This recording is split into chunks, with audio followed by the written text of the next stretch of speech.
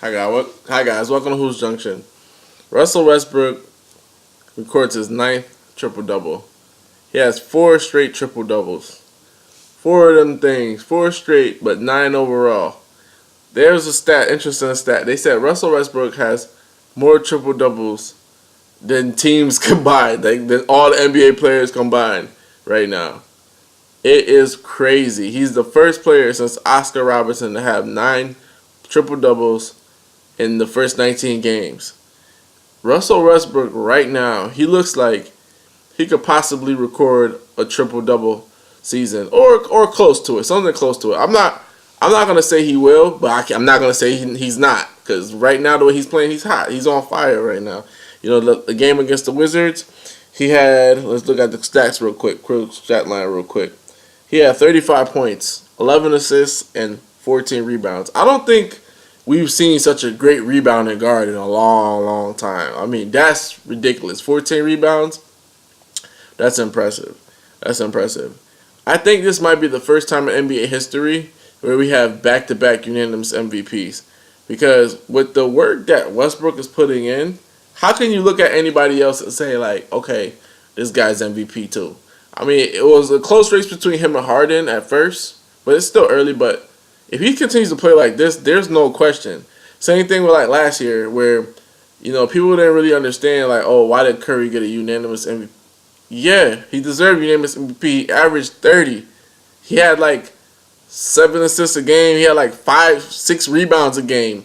Like, yeah, he deserves a unanimous MVP.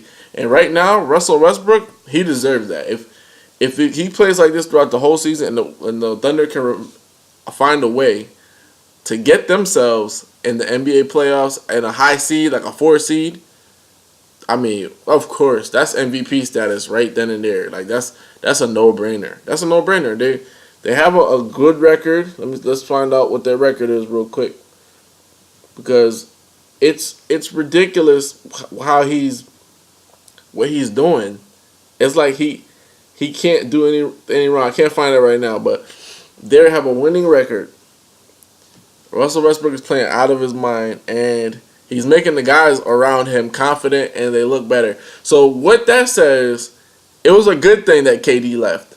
It was not only a good thing for super teams, but a good thing for OKC, because there was something unsettled there, and you could see the way when they blew that 3-1 lead against the Warriors, you could see there was something wrong there, because it was just like, dude, you guys went to the finals in 2011.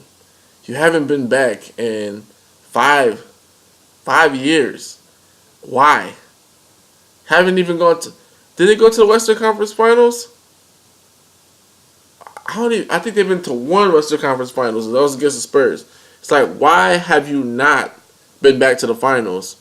And I already know that the GMs have played a huge role in it, but more so, it was that basketball dynamic in there. It wasn't healthy for Westbrook, and it wasn't healthy for Durant, because Westbrook was second guessing himself. Do I pass it to Durant? Do I give him the ball, or do I do it myself? And a lot of times when he did it himself, it cost the team games. And a lot of times when KD did it himself, it cost the team's games. So there was never that middle ground. There never was like, you're hot, you keep shooting. You know, like the Warriors, you're hot, you keep shooting. The Cavs, LeBron's hot, he'll keep shooting. The Cavs, again, if Kyrie Irving's hot, LeBron defers to him at all times. You'll see it. LeBron will defer to Kyrie, and then once they have a big lead, all of a sudden LeBron wants to show off or whatever. Same thing with the Warriors. You know, if Klay Thompson's hot, Klay gets the ball consistently. If Curry's hot, he gets the ball. Durant's hot, whatever, he gets the ball. But on that OKC team, it just it was never there. It was always like, who gets this? Who does this? What's the order of operations? When James Harden was there, it didn't even matter. Everybody was on fire. Like, that's because James was like the glue guy. He was the glue guy. He could get people open. He could filter the ball or whatever. But when he left, it just was never the same. And it's like, you could see it when Kevin Durant broke his foot. Westbrook was averaging a bunch of triple doubles. And when Russell Westbrook was hurt, Kevin Durant's MVP year, you guys remember that.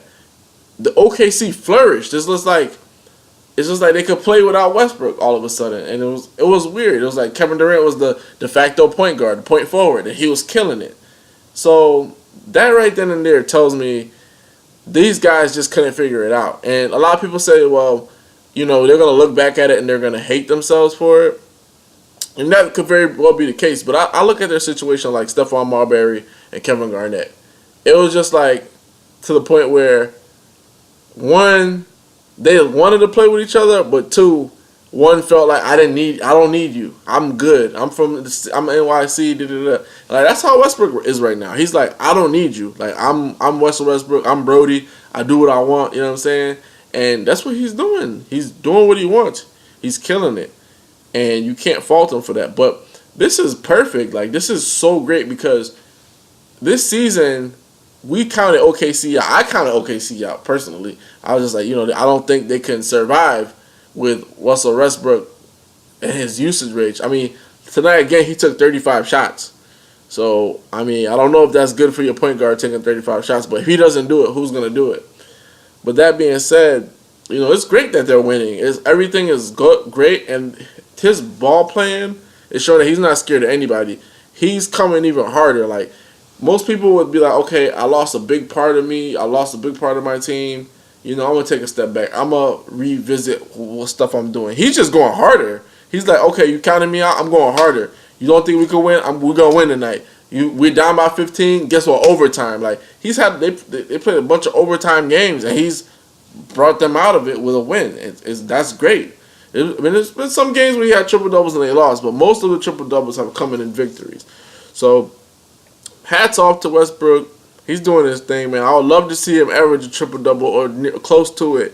But if you're thinking about the first NBA history, back-to-back unanimous MVPs, this is it. This is it. Because what Westbrook is doing, personally, is crazy. It's ludicrous. You know what I'm saying? You're up there with the big O. You're up there doing things, rebounding, crazy assists, making Andre Robertson look good. Making Enes Kanter look great. Come on, man. Get that man an MVP trophy, man. Please. Right now. Get that to him. Because that's very, very difficult to do. Especially after losing such an integral part of your team. And this might be the first time we see back-to-back unanimous MVPs, man. And I know what's crazy is, like, people, they're like, Stephen Curry get unanimous MVP is a joke. Like, it's like, LeBron's never got one. But it's funny because Shaq almost got one, and some guy in Orlando just voted against him for no reason. I guess because he was mad because he left. But we've seen players with dominant forces before, and this is just clear dominance. This is sheer dominance. I don't think anybody can deny it. What he's doing is unanimous MVP worthy. In my opinion, if he continues this and they get into the playoffs in a solid spot, right now I think they're 6 in the West, so 5 or 6 or 4, you got to give it to him. You have to give it to him. You cannot even think about not giving it to him. I mean, you got to think about this too.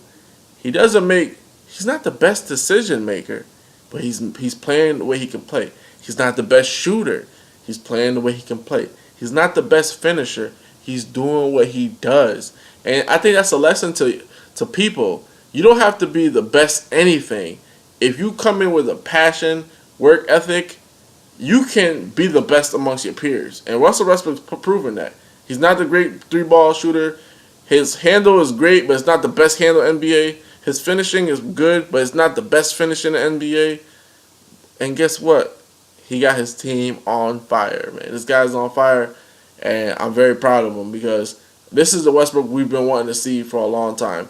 A guy that doesn't let the media get in his head. A guy that doesn't defer. A guy that just plays the game, how he knows how to play the game.